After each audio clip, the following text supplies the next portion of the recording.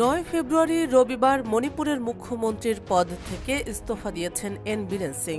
ভারতের মণিপুরে জাতিগত সহিংসতা শুরু হওয়ার ২ বছর পর তিনি পদত্যাগ করলেন। বীরেন সিং রাজ্যে তার নেতৃত্বের বিরুদ্ধে বিজেপির অভ্যন্তরীণ বিদ্রোহ দমন করতে এবং কংগ্রেসের অনাস্থা প্রস্তাব ও সংসদে আস্থা ভোটের সম্ভাবনা এড়াতে এই সিদ্ধান্ত নেন। এদিন সন্ধ্যায় তিনি রাজ্যপালের কাছে তার পদত্যাগপত্র জমা দেন।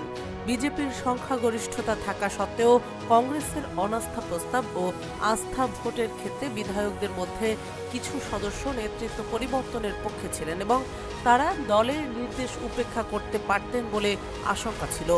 মূলত এই আশঙ্কা এড়াতে মুখ্যমন্ত্রী কেন্দ্রীয় নেতৃত্বের সঙ্গে আলোচনা করে পদত্যাগের সিদ্ধান্ত নেন।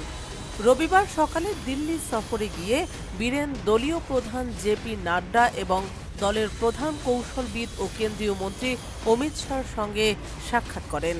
অমিত শাহর বাসভবনে দুই নেতার মধ্যে মিনিট ১৫-র মতো একটি বৈঠক হয়।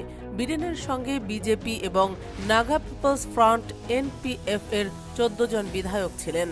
ধারণা করা হচ্ছে ৬০ সদস্যের মণিপুর বিধানসভায় সংখ্যাগরিষ্ঠতা হারিয়েছেন বীরেন সিং।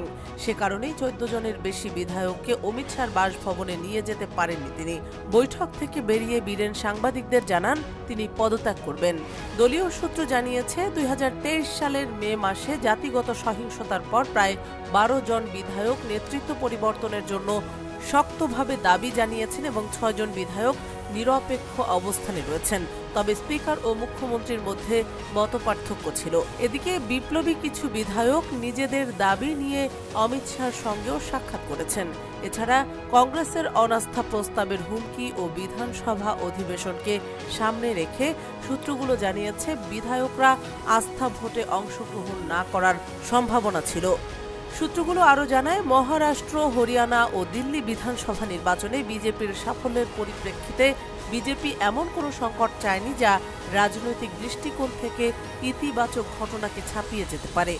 আবার কুকি সম্প্রদায়ের এক ব্যক্তি সুপ্রিম কোর্টে অভিযোগ করেছিলেন মুখ্যমন্ত্রী রাজ্যে সহিংসতা উস্কে দিয়েছেন।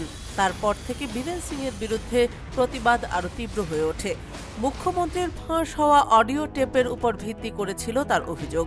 অলাভজনক বেসরকারি ফরেন্সিক ল্যাবরেটরি ট্রুথ ল্যাবস নিশ্চিত করেছে অডিও টেপের ৯৩% বীরেনের কণ্ঠের সঙ্গে মিলে গেছে। ফাঁস হওয়া অডিও টেপগুলোর বিষয়ে সেন্ট্রাল ফরেন্সিক সায়েন্স ল্যাবরেটরির কাছে প্রতিবেদন চেয়েছেন সুপ্রিম কোর্ট।